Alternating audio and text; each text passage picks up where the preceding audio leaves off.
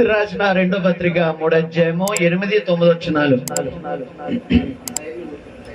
పేతురు రాసిన మొదటి పత్రిక రెండో పత్రిక నాకు తొందరగా చదివేయాలి. పేతురు రాసిన రెండో పత్రిక 3వ అధ్యాయము 8-9 వచనాలు. ఎవరు తీయలేదా? ప్రియులారా, ఒక సంగతి మర్చిపోకండి. మీరు ఏంటంటే ఆ సంగతి, ఒక సంగతి మర్చిపోకండి.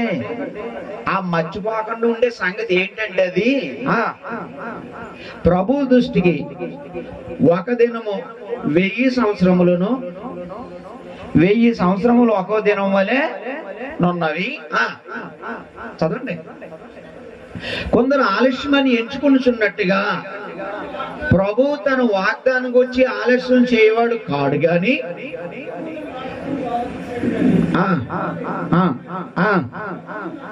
జాగ్రత్త గుర్తుపెట్టుకున్న మాట. ఇప్పుడు అది మాట,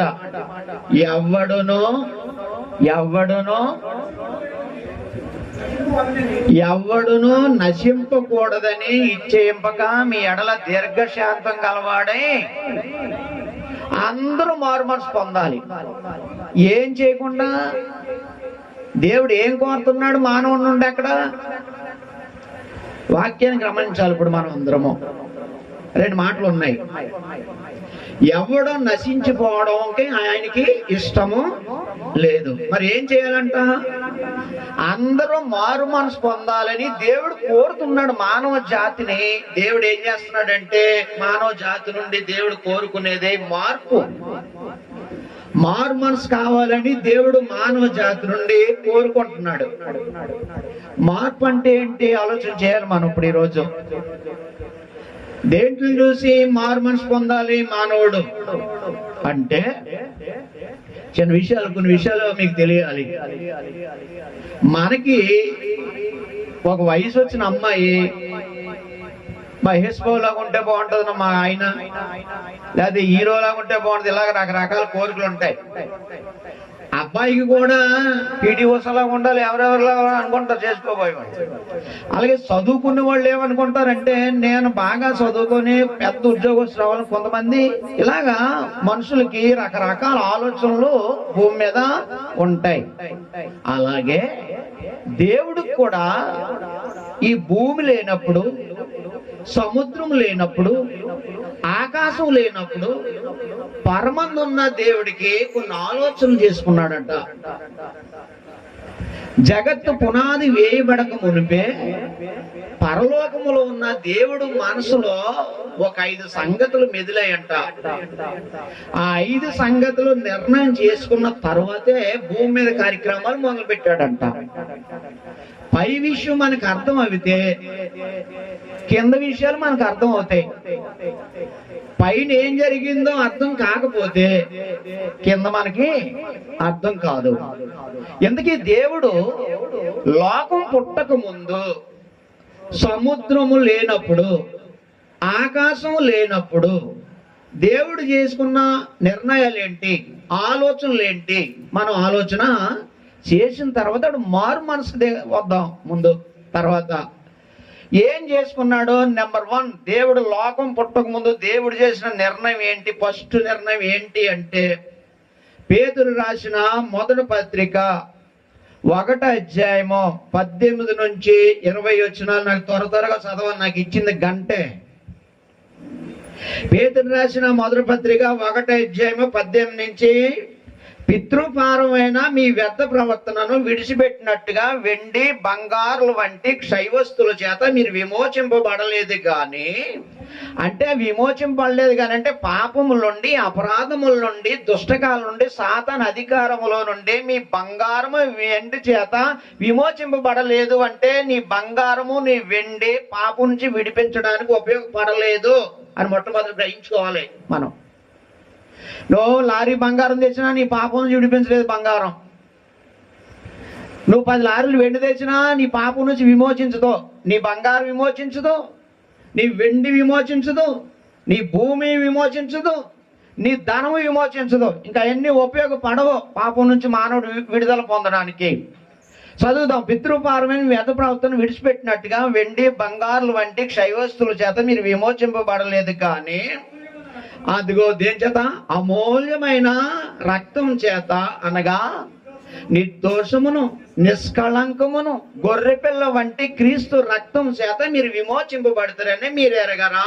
ఆయన జగత్తు పునాది వేయబడక మునుపే, అంటే క్రీస్తు ప్రభువు ఎప్పుడు నియమించబడ్డాడు?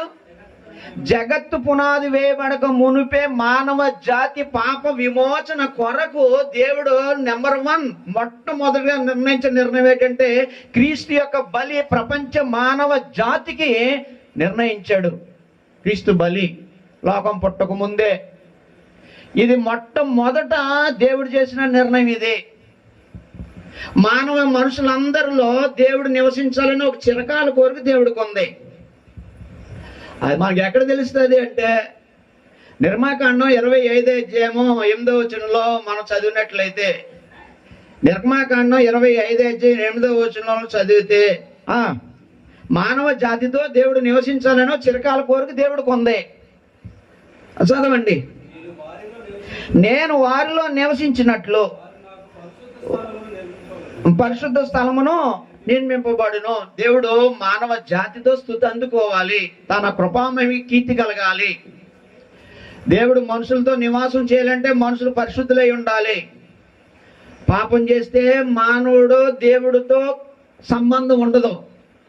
పాపం చేసిన ప్రతి ఒక్కరిని నేను చంపేస్తే నా కోరిక నెరవేరదని దేవుడు ఏం చేశాడంటే మానవ జాతి కొరకు మొట్టమొదటి పాప విమోచన కొరకు క్రీస్తు ప్రభునే నియమించాడు. ఎప్పుడు నియమించాడమ్మా? మన పాపాల కొరకు యేసు ప్రభునే. జగత్తు పునాదే వేయబడక మొట్టమొదట దేవుడు చేసుకున్న నిర్ణయం ఇది. రెండో నిర్ణయము అపోస్తుల బోధ. అపోస్తుల బోధ నిర్ణయించాడు. రోమాపత్రిక 16వ అధ్యాయము 25వ వచనంలో రెండో నిర్ణయం. ఈ నిర్ణయాలు ఎప్పుడు చేశాడు దేవుడు? జగత్తు పునాది వేయబడక మునుపే. అంటే అప్పటికి సముద్రం లేదు, భూమి లేదు, ఆకాశం లేదు, ఏదీ లేదు. దేవుడు మనసులో జరిగిన నిర్ణయాలు చదువుతున్నప్పుడు మనము రోమపత్రిక 16వ అధ్యాయం 25వ వచనాన్ని మనం చదివితే, రోమపత్రిక 16వ అధ్యాయము 25వ వచనాన్ని చదివితే, సమస్తమైన అన్యజనులు విశ్వాసమునకు విధేయులైనట్లు అనాది నుండి, అదిగో అనాది, ఆది వేరు అనాది వేరు. ఆదికిని అనాదికి ఉన్న తేడా ఏంటి బెదరు? ఆదికిని అనాదికి ఉన్న తేడా ఏంటి?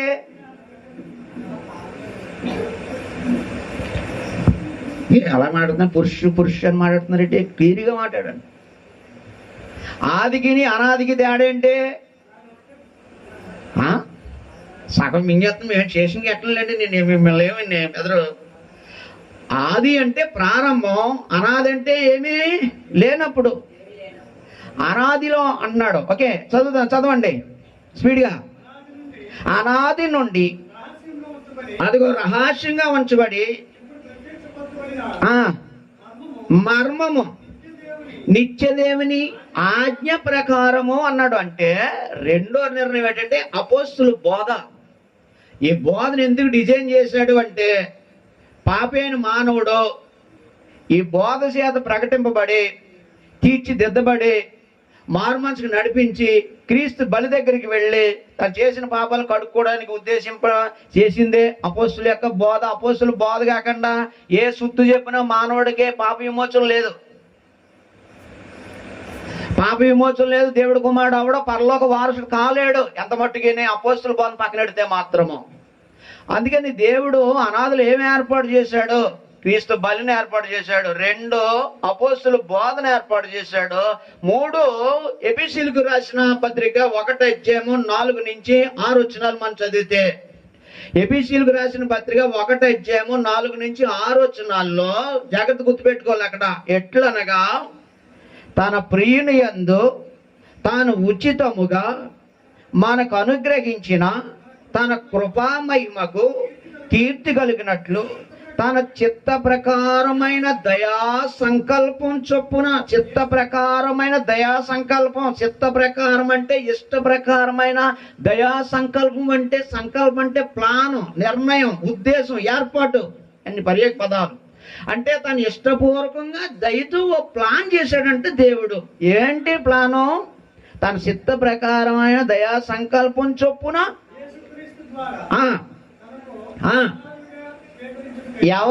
ఎవరి ద్వారా ఎవరికి కుమారులుగా అవ్వాలి? ఇప్పుడు మనం మీరే చెప్పాలి. ఇప్పుడు నన్ను పట్టుకున్నట్టు అనుకుంటున్నారా? వచనం ఎవరి ద్వారా ఎవరికి కుమారులు అవ్వాలండి? యేసు క్రీస్తు ద్వారా ఎవరు కావాలండి కుమారులు? దేవునికి కావాలి. మరి నువ్వు యేసయ్య అని పిలిస్తే ఇప్పుడు ఏమవుద్ది? వాక్యం ఏమవుద్ది? యేసయ్యని పిలిస్తే ఇప్పుడు ఏమవుద్ది? నీకు సంకల్పం అర్థం కాలేదు, పోతావు నరకానికి, అంతే. అందుకని సత్యమందు ఒక వ్యక్తి ప్రతిష్ఠింపబడాలి, ప్రత్యేకింపబడితేనే రక్షణ, లేకపోతే రక్షణ లేదు. యేసుక్రీస్తు ద్వారా దేవునికి కుమారులుగా స్వీకరించుటకే మనల్ని ముందుగా నిర్ణయించుకొని మనం దేవుని ఎదుట పరిశుద్ధులు నిర్దోషులై ఉండవలెనని జగత్తు పునాది వేయబడక మునిపే ప్రేమ చేత దేవుడు క్రీస్తులో మనలను ఏర్పాటు చేసుకునేను. ఎప్పుడు జరిగింది నిర్ణయం? జగత్తు పునాది వేయబడక మునిపే. ఏంటి నిర్ణయం ఇది? యేసు క్రీస్తు ద్వారా ఎవరికి పిల్లలు అవ్వాలంట? దేవునికి పిల్లలు. ఎలాంటి పిల్లలు? పరిశుద్ధులు నిర్దోషులు లాంటి పిల్లలు అవ్వాలని దేవుడు ఎప్పుడు నిర్ణయించాడండి నిర్ణయం? అంటే ఇప్పుడు మనం అందరము ఇందులో ఉన్నామా లేదా? ఈ వచనంలో ఉన్నామా? ఉన్నాం. మనం అందరం పుట్టక ముందే దేవుడి పిల్లలు. మనం అందరూ యేసు ప్రభు ద్వారా, యేసు ప్రభు కాదండి పిల్లలు మనం, యేసు ప్రభు ద్వారా తండ్రి అని దేవుడి పిల్లలు అవ్వాలి. ఇది దేవుడు నిర్ణయం, ఇది అంతే. ఏ నిర్ణయం యేసు ప్రభు మార్చలేడు, ఏ నిర్ణయం దేవదూత మార్చలేడు. ఎలాగంటే యేసుప్రభు గారు 5 రొట్టెలు పెట్టుకొని ప్రార్థన చేస్తే ఎంతమందికి పెట్టాడండి? 5 రొట్టెలు 2 చేపలను. 5,000 మంది పెట్టక ఎన్ని మిగిలే? 12 గంపలు మిగిలే. ఓకేనా? చనిపోయిన వారు లేపాడా యేసుప్రభు గారు? లేపేశాడు. కుష్ఠరోగులను శుద్ధిపరిచాడా? శుద్ధిపరిచాడు. నీళ్ళ మీద నడిచాడా? నడిచాడు. ఆయన ప్రార్థన చేస్తే అన్నీ జరిగాయా? అయితే సిలువ వేయబడే ఆయన అప్పగింపబడిన రాత్రి ఆయన ప్రార్థన చేశారు. తండ్రి సాధ్యమైతే ఈ గిన్నె నా యొద్ద నుండి తొలగించుము, అయినను నా ఇష్టం కాదు సుమా, నీ ఇష్టమే అన్నాడు. అక్కడ యేసుప్రభు వారు చనిపోయిన వాళ్ళు లేపాడు, నీటి మీద నడిచాడు, ఎన్నో అద్భుతాలు చేసినప్పుడు ఆయన ప్రార్థన ప్రతిదీ దేవుడు అన్నాడు. అప్పుడు లాజరు చనిపోతే, సమాధి చేసిన 4 రోజులు అయిపోతే, కుళ్ళుపోయిన శవం, కంపు కొట్టే శవం మామూలు శవంగా వచ్చేసింది లేదా? ఎలాంటి అద్భుతాలు చేసినప్పుడు అక్కడ యేసుప్రభు ప్రార్థన ఎందుకు దేవుడు అంగీకరించలేదు? తండ్రి సాధ్యమైతే గిన్నె అది తొలగించంటున్నాడు. గిన్నె అంటే ఇంకా శ్రమలు, సిలువ శ్రమలు అనేది తొలగించంటున్నాడు. అక్కడ నెరవేరలేదంటే నాయన నువ్వు సిలువ వేయబడాలి, అంతే, దీన్ని మార్చడానికి వీలు ఉండదు అనేసాడు దేవుడు. నువ్వు అనుభవించాలన్నాడు అంతే. కానీ దేవుడు నిర్ణయించింది యేసుప్రభు కూడా దాన్ని మార్చలేదు. 2 దేవదూత కూడా మార్చలేడు అనడానికి ఏంటి అంటే, అపోస్తలుల 10వ అధ్యాయంలో కొర్నేలి నీ ధర్మకార్యాలను, నీ యొక్క ఆ భక్తిను, నీ ప్రార్థనలో దేవుడి సన్నిధికి చేరిపోయి యుప్పేలో 10వ అధ్యాయం 1వ వచనం నుంచి చదువుకుంటే వెళ్ళాలండి, నాకు టైం సరిపోతుందండి, చెప్పేస్తున్నాను. ఏమండి? దేవదూత దిగి వచ్చాడండి నేను ప్రార్థనకే. జాగ్రత్త గుర్తుపెట్టుకోవాలి. కొర్నేలు అన్యుడు, ఆయన ప్రార్థనలో ధర్మకార్యాలు పరలోకానికి వెళ్ళిపోయి అంటండి. ఆయన ప్రార్థనా శక్తి దేవదూతను కదిలింపుకు వచ్చేసింది, కిందకి తీసుకొచ్చేసిందండి ఆయన భక్తి శ్రద్ధలు అన్నీ. అయితే దేవదూత వచ్చి అంటాడు, కొర్నేలు నీ ధర్మకార్యాలు, నీ ప్రార్థనలో దేవుడు సొమ్ముకుని చేరాయి. అయితే నీకు ఒక కొదువు ఉంది. ఏంటయ్యా అన్నాడు. యుప్పేలో చర్మకారుని ఇంటి దగ్గర దైవజనుడు ఉన్నాడు, పిలిపించుకో, ఆయన వచ్చి నీకు లోటు ఏది ఉందో చెప్తాడు అన్నాడు. దేవదూత చెప్పేచ్చు కదా. అక్కడ పాయింట్ అర్థం అవ్వాలి మీకు. ఇప్పుడు ఇక్కడ దేవదూత వచ్చి చెప్పింది, దేవదూత వచ్చాడు కదా ఇవన్నీ చెప్తున్నప్పుడు ఆ పేతురు వచ్చి చెప్పేది అది ఈయనే చెప్పేచ్చు కదా. అంటే సువార్త ప్రకటించే బాధ్యత మా మీద లేదు, అది అపోస్తులకి అప్పచెప్పాడు. ఇది నిర్ణయం, దేవుడు ఏర్పాటు చేసిన నిర్ణయం. అంటే ఇక్కడ మనం అర్థం చేసుకోవాల్సింది ఏంటి అంటే, దేవుడు నిర్ణయించింది యేసుప్రభు మార్చడానికి లేదు, దేవదూత మార్చడానికి లేదనే పాయింట్లు మనం అర్థం చేసుకోవాలి. అది ఇక్కడ మనం మూడో నిర్ణయం ఏంటంటే, యేసు క్రీస్తు ద్వారా దేవునికి ఏమవ్వాలి? పిల్లలం అవ్వాలి. యేసయ్య లేదా యేసు తండ్రి అంటే మాత్రం నువ్వు దేవుడి నిర్ణయంలో లేవు, నీకు రక్షణ ఉండదు. అంతే. మీరు నమ్మొచ్చు నమ్మకపోవచ్చు, నాకు తెలియదు, తర్వాత సంగతి. ఇది దైవ గ్రంథంలో దేవుడు ఏర్పాటు చేసిన ఏర్పాట్లు ఇవన్నీ. అంటే యేసుక్రీస్తు వారు కుమారత్వం అనుగ్రహించాడు. మూడో నిర్ణయం. నాలుగో నిర్ణయం ఏంటి అంటే, ఎఫెసీయులకు రాసిన పత్రిక 3వ అధ్యాయము 8 నుంచి 11 వచనాల్లో, ఎఫెసీయులకు రాసిన పత్రిక 3వ అధ్యాయము 8 నుంచి 11 వచనాలు. సంకల్పం చొప్పున పరలోకములో ప్రధానులకును అధికారులకును సంఘము ద్వారా నానా విధమైన జ్ఞానము ప్రకటింపబడాలని ఉద్దేశించాడు అన్నాడు. సంఘాన్ని ఏర్పాటు చేశాడండి.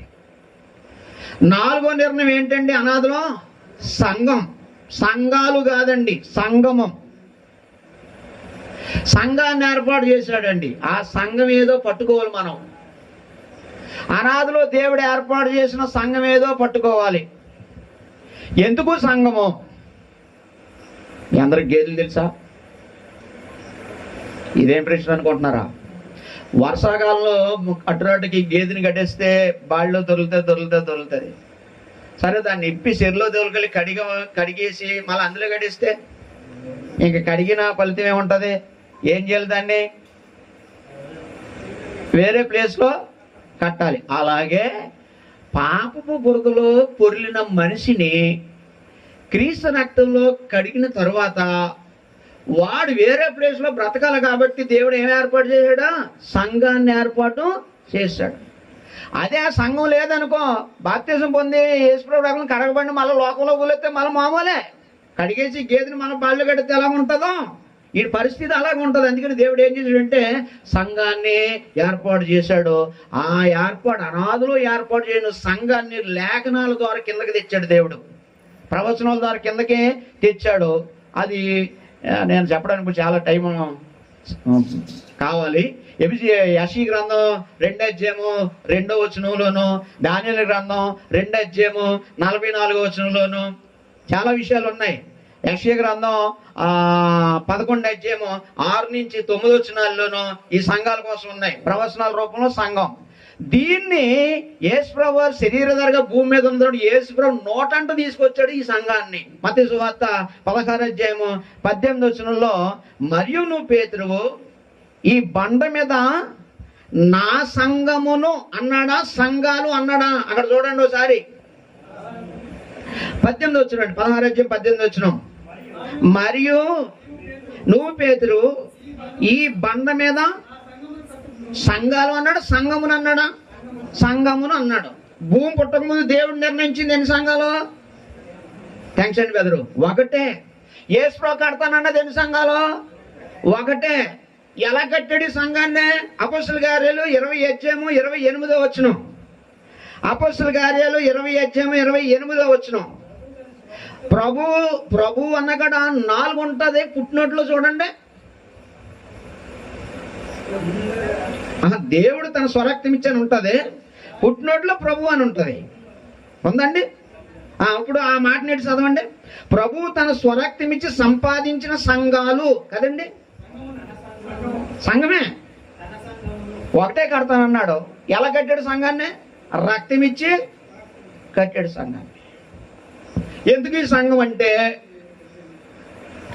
ప్రభు అయిన క్రీస్తునందు అనుగ్రహించిన ఆత్మ సంబంధం ఆశీర్వాదాలన్న సంఘాలు ఉంటాయి, మానవుడు పొందుకోవాలి. ఇది 4వ నిర్ణయం. ఒకటి, దేవుడు లోకం పుట్టక ముందు తన మనసులో నిర్ణయాలు ఏంటి? ఒకటి, క్రీస్తు యొక్క బలి. 2, అపోస్తులు బోధ. 3, కుమారత్వం. 4, సంఘము. 5, రోమీలకు రాసిన పత్రిక 8వ అధ్యాయము 28 నుండి 29 వచనాలు మనం చదివితే, రోమీలు రాసిన పత్రిక 8వ అధ్యాయము 28వ వచనం నుంచి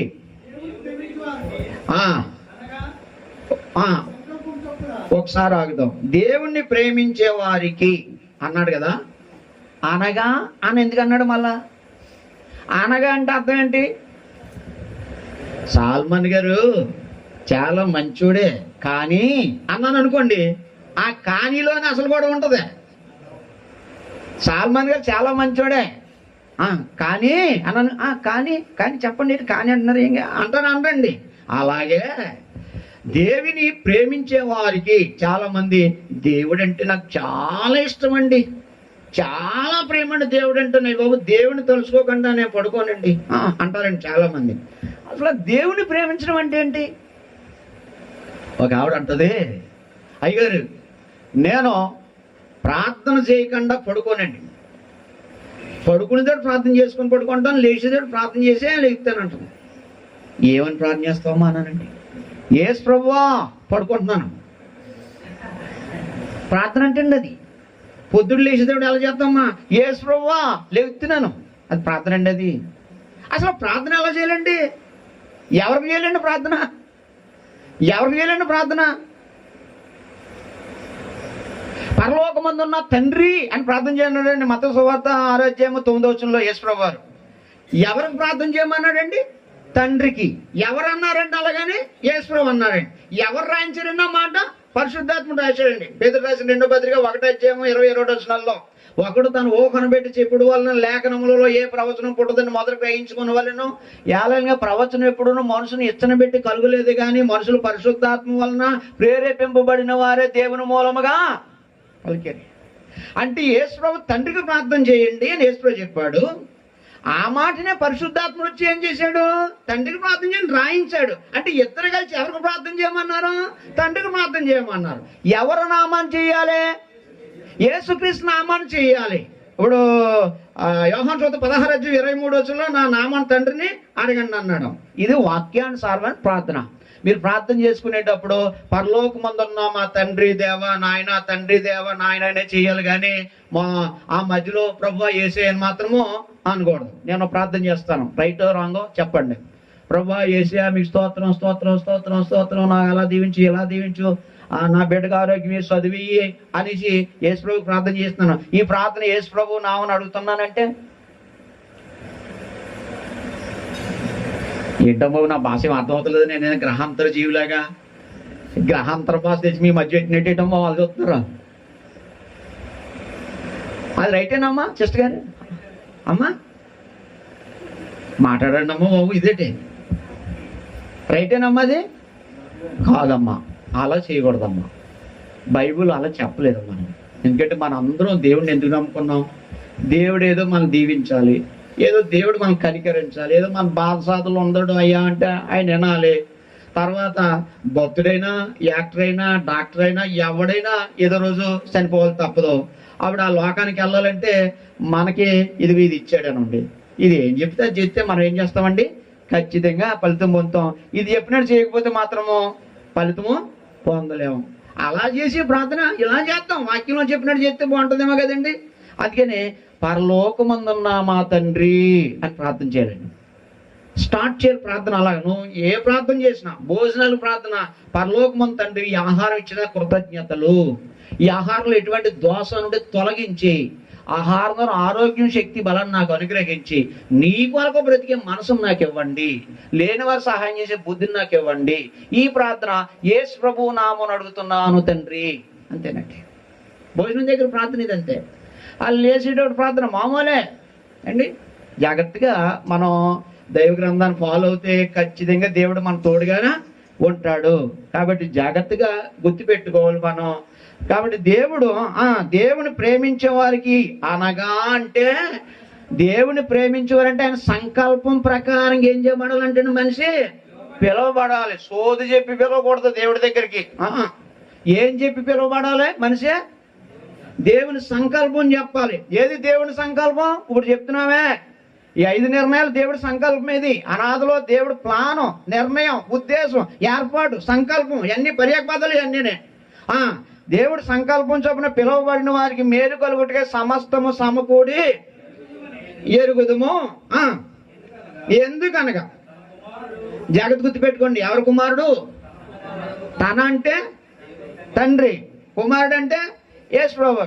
తన కుమారుడు అనేక సహోదరులలో జ్యేష్ఠుడు అవ్వాలని. అంటే యేసు ప్రభు ఏమవ్వాలంట? జ్యేష్ఠుడు అంటే పెద్దవాడు, అంటే మొదటివాడు. మీరు మీ పేరేం పేరండి బ్రదర్? ఏం బ్రదర్? నర్సింగ్ గారు. అన్నయ్యలు ఉన్నారండి? ఉన్నారు. మీరు చిన్నోడు ఎలాగేవారు? మీ అన్నయ్య పెద్దోడు ఎలాగో నాకు చెప్పండి. తెగమగుడైన మిమ్మల్ని. సరే ఓకే రైట్, నీ రూట్కి వచ్చేస్తాను. ఆయన మొదటగా పుట్టాడు, మీరు పుట్టలేదు, పెద్దోడు అయిపోతాడా? సరే నీ మాటకు వద్దాం. అమ్మ మీరు జాతిగానండి అమ్మా. ఇప్పుడు వాళ్ళ అన్నయ్య గారు మొదట పుట్టాడమ్మా. వాళ్ళ అన్నయ్య గారి తర్వాత ఇంకెవరో పుట్టలేదమ్మా. పెద్దోడు అవుతాడమ్మా అండి. ఇప్పుడు బలు వెలిగిందా? మీ అన్నయ్య గారు పెద్దోడు అవ్వాలంటే ఎవరెవరు పుట్టాలి, అంతేనండి. అలాగే ఇప్పుడు యేసు ప్రభు పెద్దోడు అవ్వాలంటే, మొదటోడు అవ్వాలంటే చిన్న యేసు ప్రభులు రావాలి ఇప్పుడు. అంతే, మీకు అర్థం అవడానికండి. అంతేనండి బెదరు. ఇప్పుడు చదవండి వచ్చిన మైండ్లో ప్రింట్ అయిపోతుంది ఇంకా వచ్చిన. అలాగా తన కుమారుడు అనేక సహోదరులలో జ్యేష్ఠుడు అవ్వాలని. అదిగో ముందు అనే మాటలు ఉంటాయి చూడండి. ముందు ఎరుగును తన కుమారునితో సారూప్యం గలవారు అవ్వాలంటండి. ఏమవ్వాలంటే మనం అందరూ యేసు ప్రభుతో సారూప్యం, అంటే యేసు ప్రభు లాంటి గుణం మనకు రావాలి. ఇప్పుడు క్రీస్తు ప్రభు గుణగణాలు మనకు రావాలండి. ఒక అమ్మకి శారమ్మ అని పేరు పెట్టారండి బాప్తిజం పొందిన తర్వాత. శారమ్మ భర్తని పేతురురాజు మొదటిలో 3వ అధ్యాయంలో ఉంది కదండి, యజమానుడా అని పిలిచేదంటండి.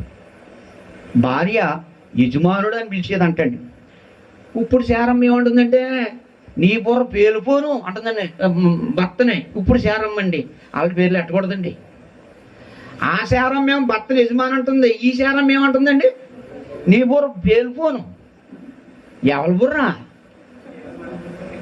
ఆ భర్త బుర్ర పేలిపోద్దంటే, పేలిపోవాలంటే మరి అంటే భర్త బుర్ర పేలిపోతే ఇప్పుడు ఈవిడ ఎలా ఏమైపోద్దండి? అది ఆలోచించలేదు ఆవిడ. ఈరోజు యేసు ప్రభుని నమ్ముకొని యేసు ప్రభు గుణగణాలు సంపాదించాలని అనాదిలో క్రీస్తు సారూప్యం అనే ఒక 5వ నిర్ణయం నిర్ణయిస్తే, ఈరోజు దేవుణ్ణి నమ్ముకుని యేసు ప్రభులాగా మోడరల్గా మనం తయారవలసింది పోయి ఈరోజు మనం ఏం చేస్తున్నామండి? మనం కూడా ఆచారంలాగా ఉంటున్నాం. మనం ఎలా తయారవ్వాలండి? క్రీస్తు లాంటి గుణాలు సంపాదించాలని, క్రీస్తు ప్రభు స్వారూప్యం సంపాదించాలని ఎప్పుడు నిర్ణయించాడండి దేవుడు? జగత్తు పునాది దేవుడు. ఇప్పుడు నాకు చెప్పండి, లోకం పుట్టక ముందు దేవుడు ఏమి నిర్ణయాలు చేశాడు మానవుడు మేలు కొరకు? నెంబర్ 1 చెప్పండి. నేను వదలండి, నేను మామూలు కాదు, చెప్తేనే, లేకపోతే ఈరోజు తెల్లవారు పెడతాం. అలాగా 1 మన పాపములకి ప్రాయశ్చిత్తం, ఫైన్ కట్టడానికి, విమోచించడానికి క్రీస్తు ప్రభుని అనాదిలోనే ఏర్పాటు చేశాడు. మీకు ఉదాహరణ చెప్తాను. బస్సులో డ్రైవరు వెనకాల ఫస్ట్ ఎయిడ్ బాక్స్ ఉంటుంది. అది ఎందుకు ఉంటుందండి? అది ఎమర్జెన్సీ రోడ్డు మీద ఏదైనా యాక్సిడెంట్ అయితే ప్రథమ చికిత్స ఏదో చేస్తారు, గొడ్డలు కట్టిన అర్థం పోకుండా. అంతేనండి. యాక్సిడెంట్ అవ్వకపోతే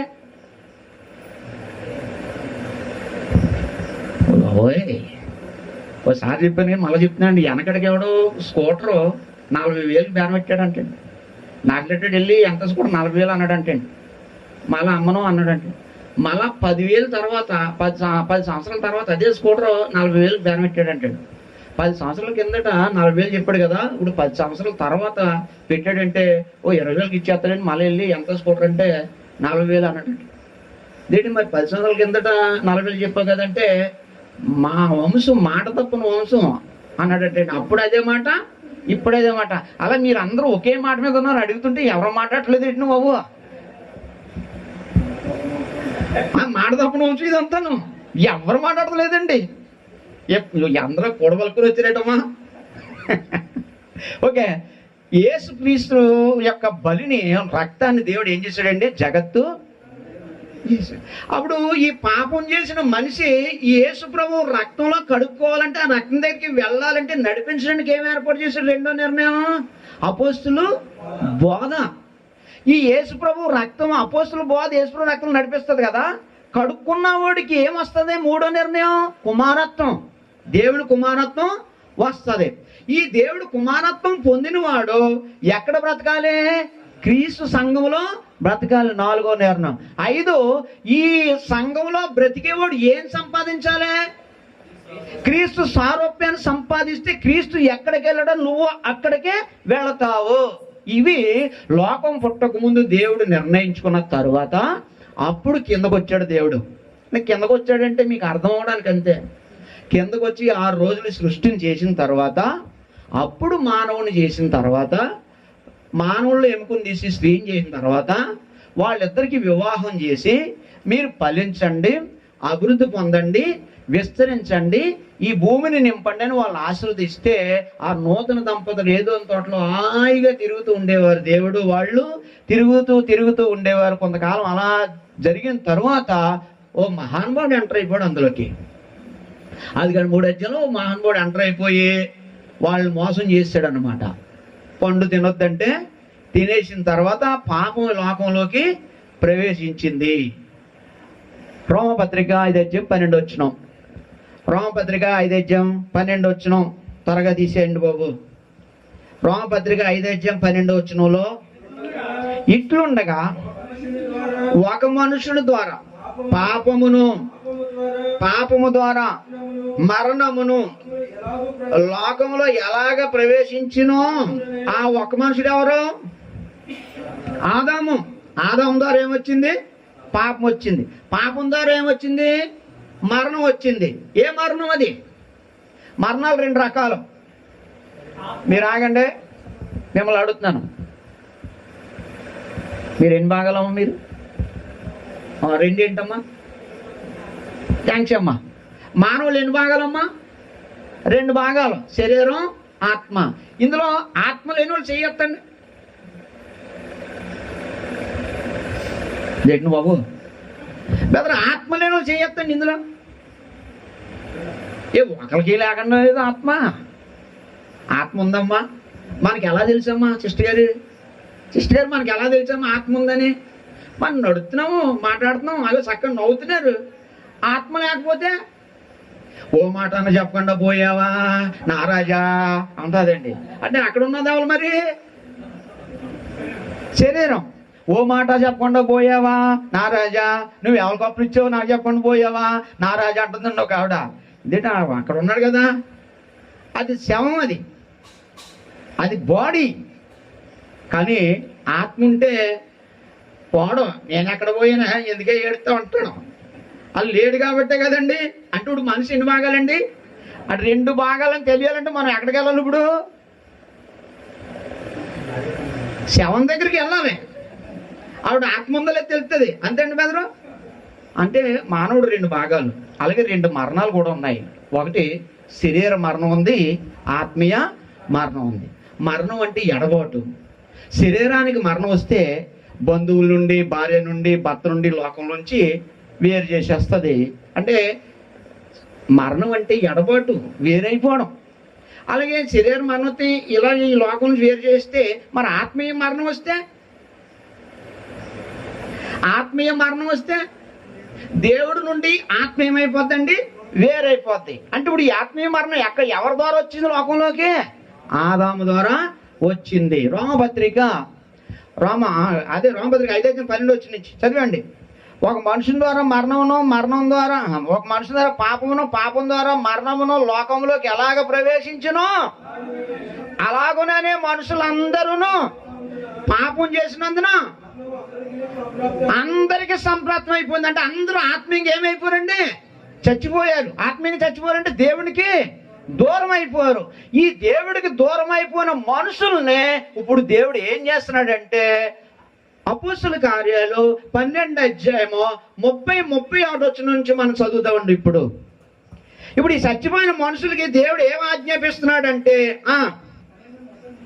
17 అధ్యాయం అండి, 30-37 అపోస్తల కార్యాలు ఆ అజ్ఞాన కాలములను దేవుడు చూచి చూడనట్టుగా ఉండెను.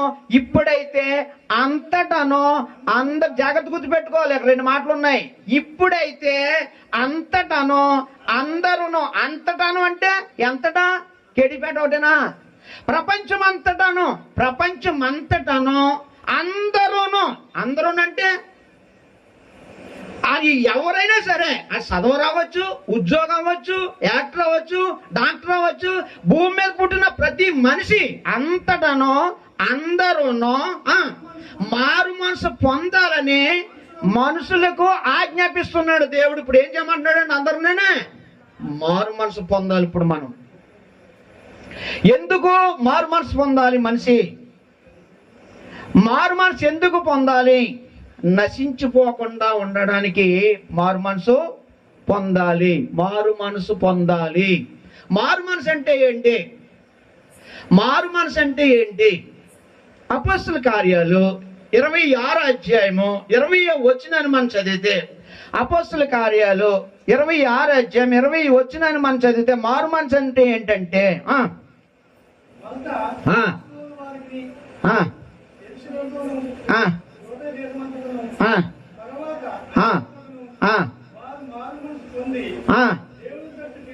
అంటే ఇప్పుడు మారు మనసు పొందడం అంటే ఏంటండి? ఎవరితో తిరగాలండి? ఇప్పుడు మనం దేవునితో తిరగడం. ఇలా వెళ్ళిపోయేవాడు ఇలా వెనక తిరగాలన్నమాట. ఇప్పుడు మారు మనసు పొందాలి మనిషి. మారు మనసు అంటే దేవుని తట్టు తిరగడం మారు మనసు అంటే. అపొస్తలుల కార్యాలు 8వ అధ్యాయము 21వ వచనం నుంచి మనం చదివితే, 21వ వచనం నుంచి చదివితే, అపొస్తలుల కార్యాలు 8వ అధ్యాయము 21వ వచనం నుంచి చదివితే, నీవు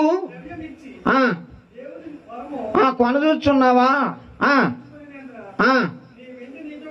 నశించును. సరైనది కాదు, లేవు.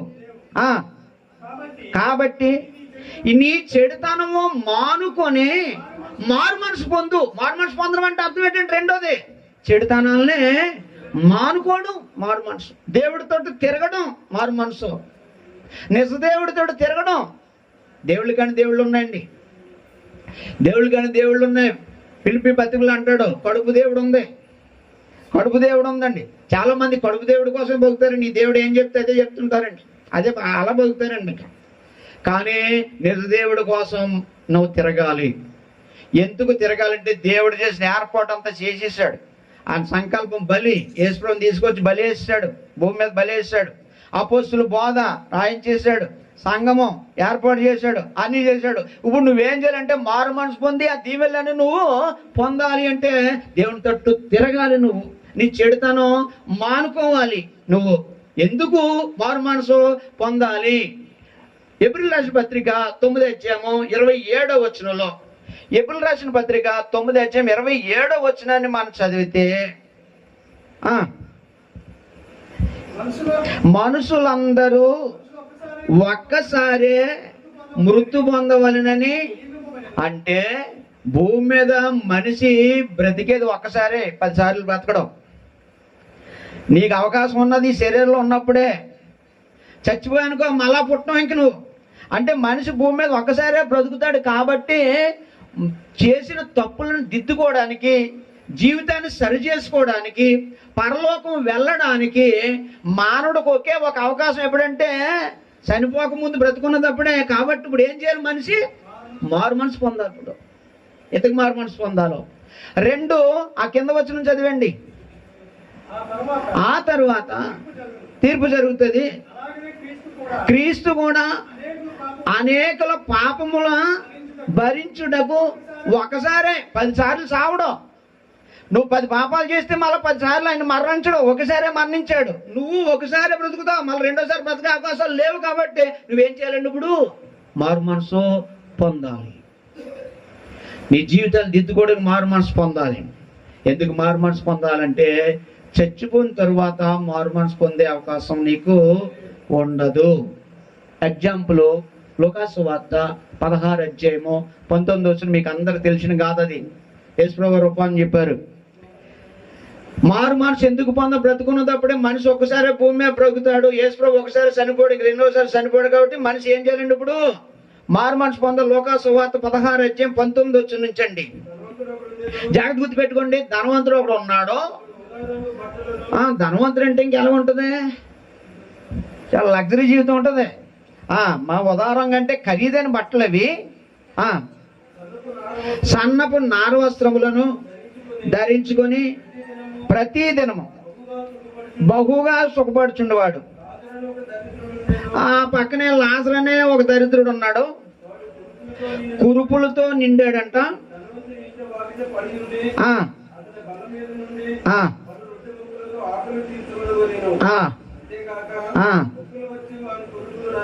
జాగ్రత్త గుర్తుపెట్టుకోండి. భూమి మీద ఇద్దరు మనుషులు ఉన్నారంట. ధనవంతుడు ఉన్నాడంట, దరిద్రుడు ఉన్నాడంట. ధనవంతుడు సూటు బూటు వేసుకొని ఇష్టం వచ్చినట్టు తిండి తింటూ మామూలుగా లేడంట. అయ్యా నువ్వు దేవుడు నమ్మరా నాయనంటే, ఎవడో దేవుడు, అది దేవుడు అక్కర్లేదు, నాకు కావాల్సిన బట్టలు ఉన్నాయి, నాకు కావాల్సిన తిండి ఉంది, నాకు డబ్బు ఉంది అన్నట్టుగా అతను జీవితాన్ని భూమి మీద కొనసాగించాడు. ఆ పక్కనే ఓ దరిద్రుడు ఉన్నాడు. అతను నిన్న కురుపులను రస్సులు గారిపోయి ఈ ధూళి అంటిపోయి చాలా దరిద్రంగా ఉంటే కుక్కలు వచ్చి నాకి అంట. ఈ ధనవంతుడు ఈ తినేసిన మొక్కలు తింటూ బతుకుతూ సాగేవాడు. అంటే ఇద్దరు చక్కగా అలా సాగుతున్న రోజుల్లో వాళ్ళ ఆలోచనలో, ఈ దరిద్రుడు ఆలోచనలో ఏంటి, నేను దేవుణ్ణి నమ్ముకున్నాను, నాకు ఈ కురుపులు ఏంటి, తిండి లేకపోవడం ఏంటి, ఈ బాధలు ఏంటి అని ఎప్పుడు అనుకోలేదంట ఆయన. కానీ ధనవంతుడు అయితే దేవుడు ఉన్నాడని సంగతే మర్చిపోయాడంట. వాళ్ళిద్దరు జీవితాలు అలా సాగుతున్న రోజుల్లో ఎబ్రిపై 9:27 చదివాం కదా, మనుషులు ఒక్కసారే మృతి పొందిన నియమం దేవుడు ఏర్పాటు చేశాడే.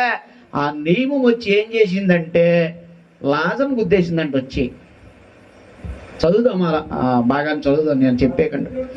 అదిగో ఎవరు చనిపోయారు ఫస్ట్? మీరు జాగ్రత్త గుర్తుపెట్టుకోండి అమ్మాయి, చాలా ప్రాముఖ్యమైన విషయాలు ఇవి. మారు మనసు పొందడానికి చాలా ప్రాముఖ్యమైన విషయాలు ఇవి. ఆ లాజరు చనిపోయి, లాజరు చనిపోతే ఎవరు వచ్చారంటండి? దేవదూతల చేత అబ్రాహాము రొమ్మును ఆనుకొనుటకు కొనుకోబడిను. అక్కడ ఆగుదామండి. ధనవంతుడు కూడా కూడా అనే మాట మాట్లాడాడు. లాజరు దగ్గర ఏమన్నాడు? కూడా అన్న మాట మాట్లాడా? ధనవంతుడి దగ్గర కూడా అన్న మాట ఎందుకు మాట్లాడాడు? లాజరు దగ్గర ఎందుకు మాట్లాడలేదు? క్యాచ్ చేశారు ఎవరైనా? ధనవంతుడు కూడా అన్నాడు, లాజరు ఏమో ప్లేయింగ్ గా మాట్లాడేశాడు లాజరు దగ్గర. ఎందుకు అలా మాట్లాడాడు?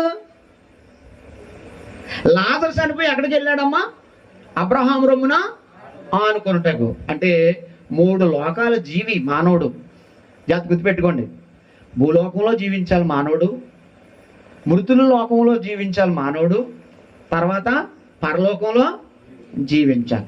యేసుప్రభు వచ్చే వరకు పరలోకానికి ఇప్పటికి ఎవరు వెళ్ళలేదు. యేసుప్రభు ఒక్కడే వెళ్ళాడు అంతే. వీళ్ళందరూ ఎక్కడున్నారు ఇప్పుడు? మృతుల లోకంలో 2 ప్లేసులు ఉంటాయి, పరదేశు, పాతాళం. ఇప్పుడు మన చదివిన భాగాల్లో కనబడతాయి రెండును. అయితే ఇప్పుడు లాజరు ఎక్కడికి వెళ్ళాడు? మహాభక్తుడు, దేవుడు స్నేహితుడైన అబ్రహాము రొమ్మున పరదేశికి వెళ్ళిపోయాడు. ధనవంతుడు కూడా చనిపోయాడు అంటే అర్థం ఏంటంటే పేదోడే కాదు, ఎంత డబ్బు ఉన్నవాడైనా చనిపోతాడని చెప్పడానికి ధనవంతుడు కూడా అనే మాటను మాట్లాడాడు అనమాట. అప్పుడు లాజరు చనిపోయాడు కదా, కురుపులతో కుక్కలు నాకు తిండి లేనివాడు చనిపోతే దేవదూతలు వచ్చాయి కదా. అమ్మా సిస్టర్ గారు, మరి ధనవంతుడు చనిపోతే ఇంకెంతమంది రావాలమ్మా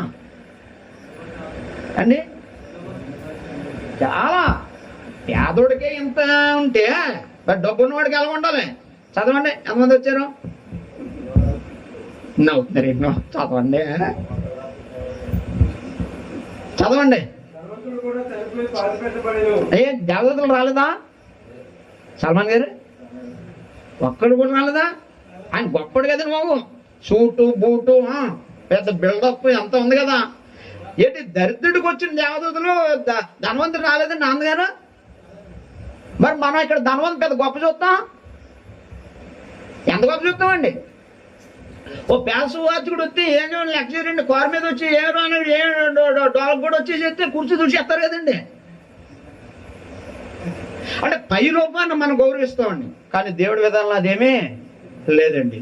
ధనవంతుడు చనిపోతే ఒక్క దేవదూత కూడా రాలేదంటండి, కానీ పేదోడు చనిపోతే దేవదూత వచ్చిందంటే.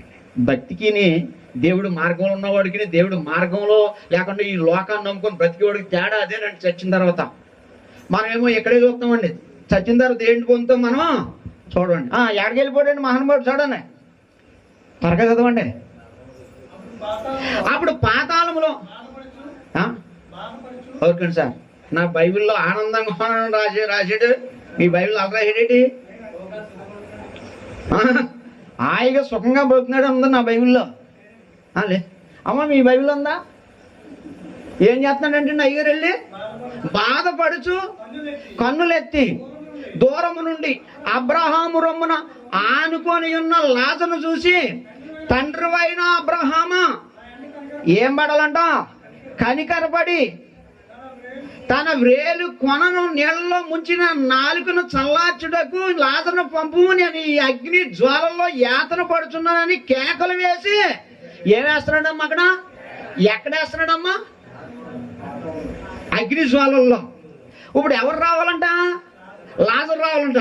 ఏం తేవాలంట? అయినా నీళ్లు తేవాలంట. పరదేశంలో నీళ్లు ఉంటాయమ్మా? పరదేశంలో నీళ్లు ఉంటాయండి. మరి ఏంటండి ఇప్పుడు అక్కడ ఏంటి అడుగుతున్నాడు? ఇప్పుడు అక్కడ నీళ్లు ఉండవు కదా.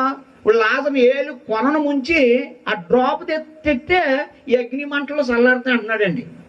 ఇది అమ్మ, మీరు పొయ్యి మంటాడతారు కదమ్మా, చెంబులో నిల ముంచి ఈ వేలు ద్వారా డ్రాప్ను పొయ్యిలెత్తి పొయ్యి ఆరిపోద్దా? మరి అగ్ని జ్వాలలు అంటున్నాడు, మరి ఈ డ్రాప్ ఎక్కడ చల్లారిపోతుంది? అది ఏంటి? ఆ నీళ్ళేంటి? ఆ డ్రాప్ ఏంటి?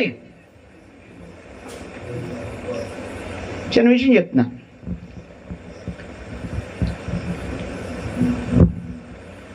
యేసు ప్రభు వారి సిలువలో దాహం అడిగాడండి. ఏంటండి అక్కడ దాహం అంటే ఏంటండి అక్కడ?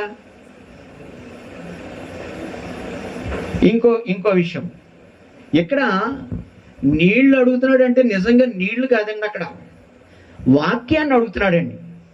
దేవుడు సహవాసాన్ని కోరుకుంటున్నాడండి. అక్కడ భూమి మీద వాక్యం చెప్తానంటే విన్నాడా? వినలేదు. ఒరే మార్రా అంటే మారాడా? మారలేదు. నీ పాపాలు కడుక్కోరా అంటే కడుక్కున్నాడా? కడుక్కోలేదు. నీ జీవితంలో తెలియక తెలుసు చేసిన తప్పులను దిద్దుకోరా అన్నాడు. దిద్దుకున్నాడా? దిద్దుకోలేదండి. ఇదిగో వాక్యం అయిందా? లేదు. ఇదిగో బాప్తీసం నడరా అంటే అప్పుడు బాప్తీసం లేదులేండి. నడిచాడా? నడ్డం. ఇప్పుడు ఏమంటున్నాడండి? భూమి మీద కాదనుకున్న వాక్యము ఇప్పుడు అక్కడ కావాలనుకుంటున్నాడండి. భూమి మీద దేవుడు కాదనుకున్న దేవుడు సహవాసం ఇప్పుడు అక్కడ కావాలనుకుంటున్నాడండి. రక్షించబడతాను అనుకుంటున్నాడండి. ఆ మంటల్లో నుంచి మార్పు చెందుతానంటున్నాడండి. నా తప్పు దిద్దుకుంటానంటున్నాడండి. అయితే అబ్రహాం ఏమన్నాడు? ఒరే నాయన, భూమి మీద నీ ఇష్టమైన సుఖం అనిపించావు, లాజరు కష్టం అనిపించాడు, ఇదిగో లాజరు నెమ్మదితో ఉంటున్నాడు, నువ్వు అందులో కాలాలి అన్నాడు. అంటే దీన్ని బట్టి మనం గ్రహించుకోవాల్సింది ఏంటి? భూమి మీద బ్రతుకున్నప్పుడు నీకు వాక్యం వినడానికి ఒక దారి ఉంది, నువ్వు రక్షించబడ్డానికి దారి ఉంది, నీ పాపాలు కడుక్కోవడానికి దారి ఉంది, ఇన్ని తప్పులు దిద్దుకోవడానికి దారి ఉంది, దేవుడు సహవాసం కోరుకోవడానికి దారి ఉంది, దేవుడు కుమారుడు అవడానికి దారి ఉంది. ఎప్పుడండి? బ్రతుకున్నప్పుడు. చచ్చిపోతే ఆ దారులన్నీ ఏమైపోతాయండి? మూసుకుపోయి నీ దారి నరక దారి. అంతేనండి. ఇప్పుడు ధనవంతుడికి ఏమైందండి? ఒకే దారి ఉందా? దారులన్నీ ఏమైపోయింది అక్కడ? అయ్యా, అలాగైతే నాకు కింద సహోదరులు ఉన్నారు, నమ్మితే ఇలా అగ్నిలో, నమ్మకపోతే అగ్నిలోకి వచ్చేస్తాం, నమ్మకపోతే ఇదిగో ఇలాగ అగ్నిలో కాలుతామని ఈ చచ్చినోడిని వెళ్ళి చెప్పమని లాజరుని అంటే అప్పుడు ఏమన్నాడండి? భూమి మీద మోసే ఏలే వంటి ప్రవక్తలు ఉన్నారు అన్నాడు. ఎక్కడ వచ్చిన టెస్ట్ పెడుతున్నాను మీకు. ఈ చెప్పేది ఎవరు? ఈ మాటలు చెప్పేది యేసు ప్రభు గారు. అప్పుడు మోసే ఉన్నాడా? మోసే ఉన్నాడండి. అప్పటికి ఏలే ఉన్నాడా? మరి ఏది అన్నాడా? అంటే మోసే ధర్మశాస్త్రం రాశాడే, ధర్మశాస్త్రం ఉంది. ఏలియా ప్రవక్తలకు ప్రతినిధి. ఏలియా మోసే ధర్మశాస్త్రానికి ప్రతినిధి. అది మోసే రాసిన ధర్మశాస్త్రం ఉందే, ప్రవక్తలు రాసిన లేఖనాలు ఉన్నాయి. అవన్నీ ఎవడైతే వింటాడో, విని వాళ్ళ ప్రకారం నడిస్తే ఈ లాసర్లాగా ఉంటాడో, వినకపోతే నీకులా అగ్నిలో కాలుతారు రా అబ్బాయి. దాన్ని నమ్మనోడు ఇక్కడికి వెళ్ళి వచ్చినోడు చెప్పినా కూడా నమ్మడో, ఇంక మాట్లాడుకుని ఊరుకో అన్నాడు. అలా అప్పుడు ధనవంతుని పరిస్థితి ఏమైపోయిందమ్మా? మారడానికి అవకాశం ఉందా? కాబట్టి మనిషి ఎందుకు మారాలండి? ఇప్పుడు భూమి మీద ఒక్కసారి ప్రభుత్వం కాబట్టి మారు మనసు పొందాలి. ఈ మారు మనసు పొందడం అంటే ఏంటి? నువ్వు మారు మనసు పొందడానికి అంగీకార సూచనగా ఏంటి గుర్తు? అపోస్తల కార్యాలు 2:38 అపోస్తల కార్యాలు 2:38 అపోస్తల కార్యాలు 2 మీరు మారు మనసు పొంది పాప క్షమాపణ నిమిత్తం ప్రతివాడు యేసుక్రీస్తు నామమున బాప్తిసం పొందండి. మారు మనసు రావాలి. అపోస్తలు బోధించిన తర్వాత లోకంలో ఉన్న అలవాట్లు, లోకంలో ఉన్న ఆచారాలు, అన్యాచారాలు అన్నిటినే నువ్వు విడిచిపెట్టి నీ మార్పు రావాలి. ఫస్ట్ ఏం రావాలంటే నీకు మార్పు రావాలి. నీ బూతులు మానాలి. ఉపవాసం అంటే ఏంటో తెలుసండి? బూతులు మానేయడం ఉపవాసం అండి. వ్యసనాలు మానేయడం ఉపవాసం అండి. తాగుడు మానేయడం ఉపవాసం అండి. తిండి మానేసి భక్తి చేయమని చెప్పలేదండి దేవుడు. నీ వ్యక్తిగత జీవితం, ఒకవేళ ఉపవాసం ఉండాలనుకుంటే అది నీ వ్యక్తిగత జీవితం, అది ఎవరికి చెప్పక్కర్లొద్దు. అది ఒకవేళ ఏదన్నా నువ్వు సాధించాలనుకుంటే అది నీకు దేవుడికి సంబంధించింది, కానీ పబ్లిక్ కాదండి. అది ఎందుకో తెలుసా? దాన్ని ఆజ్ఞగా ఎందుకు జారీ చేయలేదు తెలుసా? ఇప్పుడు షుగర్ పేషెంట్లో తిండి తినకపోతే ఏమైపోతారు అలా? మరి నువ్వు ఖచ్చితంగా ఉపవాసం చేయాలని దేవుడు ఆజ్ఞ చేశాడనుకో, ఇప్పుడు ఏం చేయాలి? ఇలా ఆజ్ఞను పాటిస్తే ఏమైపోవాలి? ఇప్పుడు అలా పోతారు. మరి అలాగా నీవు తిండి తినేస్తే ఆజ్ఞ అతిక్రమించినట్టు. అందుకే దేవుడు భవిష్యత్తు జ్ఞానం. తర్వాత ఇంకోటి పెట్టిలో పెట్టాలని ఆజ్ఞ చేయలేదు కొత్త నిబంధనలు ఎక్కడా. ఎందుకు చేయలేదు? ఎలాంటి విషయం తెలాలండి. ఎందుకు పెట్టిలో పెట్టాలని ఆజ్ఞ జారీ చేయలేదు దేవుడు? ఒక్కో శవం ఎక్కడ కాలిపోద్ది, ఒక్కో శవం ఎక్కడ కొట్టుకుపోద్ది, ఒక్కో శవం ఎక్కడ బాంబులు మోత మోగిపోయి ఉండదు. అప్పుడు పెట్టిలో పెట్టాలని ఆజ్ఞ అయితే ఆ బాడీ దొరకదు. ఇప్పుడు ఏం చేయాలి? ఆజ్ఞ అతిక్రమించాడు కదా వాళ్ళు. అందుకని ఇలాంటి దేవుడు ఏం చేయలేదంటే ఆజ్ఞలు జారీ చేయలేదు. కాబట్టి మారు మనసు పొందడం అంటే అర్థం ఏంటంటే, లోకంలో గల్తీ పత్రిక 4:8 గల్తీ పత్రిక 4:8 గల్తీ పత్రిక 4:8 త్వరగా గల్తీ పత్రిక 4:8 గల్తీ పత్రిక 4:8 ఆ కాలం అందైతే, అంటే మార్పు చెందక ముందు, బాప్తిసం పొందక ముందు పరిస్థితి వివరిస్తున్నాడండి. ఆ కాలం అందైతే మీరు దేవుని ఎరగని వారై ఉండి దేవుళ్ళు కాని వారికి మీరు దాసులై ఉంటారు. కానీ ఇప్పుడు మీరు దేవుని చేత ఎరగబడిన వారై ఉన్నారు కనుక బలహీనమైనవి, నిష్ప్రయోజనమైనవి మూల పాఠాలు, ఈ లోక పాఠాలు అన్ని విడిచిపెట్టండి. అది మారు మనసు అంటేనండి. ఇవన్నీ విడిచిపెట్టిన తరువాత ఇదిగో నేను మారుతున్నాను, నేను ఇంకా ఇవన్నీ వదిలేసుకుంటున్నాను, ఈ లోకాచారాలు వదిలేసుకుంటున్నాను, బూతులు పంచాంగం వదిలేస్తున్నాను, ఇవన్నీ వదిలేస్తున్నాను అనేసి ఎక్కడికి రావాలి? ఇప్పుడు బాప్తిసం దగ్గరికి రావాలి. మీరు మారు మనసు పొందే బాప్తిసం ఎందుకు పొందాలంటే పాప క్షమాపణ కొరకు బాప్తిసం పొందాలి. పెళ్లికో, జనవరి 1కో, ఈస్టర్కో, కిస్మిస్లకో పొందితే అది బాప్తిసాలు కావయ్యే. నువ్వు ఈస్టర్ వచ్చిందని పొందావు అంతే, అది నువ్వు కిస్మిస్ వచ్చిందని పొందావు అంతే. అంతేగాని బాప్తిసం కాదు అది. బాప్తిసం ఎందుకు పొందాలంటే ఆ వచనం చెప్పే మాట్లాడండి, సొంత మాటలొద్దు. మీరు మారు మనసు పొంది దేనికోసం బాప్తిసం అన్నాడండి? పాపాలు క్షమించబడ్డానికా కిస్మిస్ వచ్చిందనా? పాపాలు క్షమించబడ్డానికా ఈస్టర్ వచ్చిందనా? పాపాలు క్షమించబడ్డానికా జనవరి 1 వచ్చిందనా? పాపాలు క్షమించబడ్డానికానా లేకపోతే ఉద్యోగం వచ్చిందనా బాప్తిసం? ఎందుకండి బాప్తిసం? పాప క్షమాపణ కొరకు బాప్తిసం అన్నాడండి. ఎందుకు బాప్తిసం పొందాలి? పాపాలు కడుక్కోవాలి. బాప్తిసంలోనే పాపాలు ఎలా కడగబడతాయి? ఇప్పుడు అనాథలో దేవుడు ఏర్పాటు చేసేట మొట్టమొదటి నిర్ణయం ఏదండి? అది క్రీస్తు యొక్క బలి.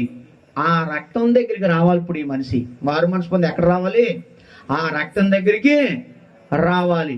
ఆ రక్తం దగ్గరికి రావాలంటే మారు మనసు పొందాలి. మార్పు రావాలంటే అపోస్తుల బోధ ప్రకటించాలి. లైన్ ఎలా వచ్చింది చూసారండి?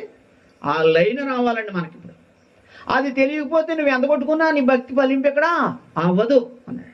అప్పుడు అపోస్తుల కార్యాలు 22:16 వచనానికి వెళితే బాప్తిసంలో అమ్మా యేసుప్రభు రక్తం ఎక్కడ చిందించాడమ్మా? ఇండియాలోనా యెరూషలేములోనా? నాకు ఒకటి అర్థమైంది ఏంటంటే ఎప్పుడు మిమ్మల్ని ఏం అడగకూడదని అర్థమైంది. మేము చెప్పమన్నా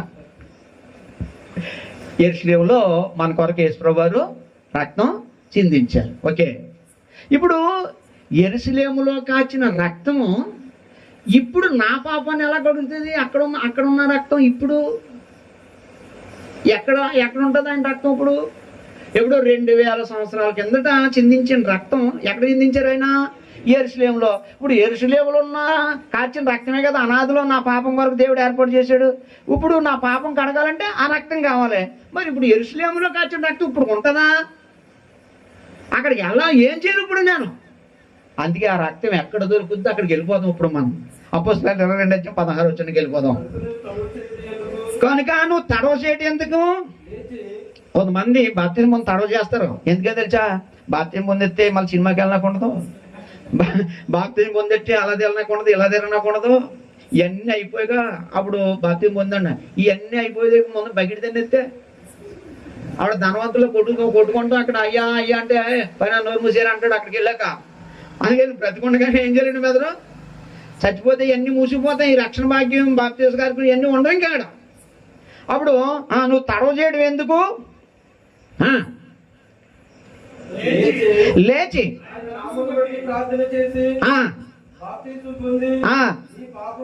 కడిగేసుకో. బాప్తిజం పొంది పాపాలు కడిగేసుకో అంటే ఇప్పుడు పాపాలు కడిగేది ఏదండి?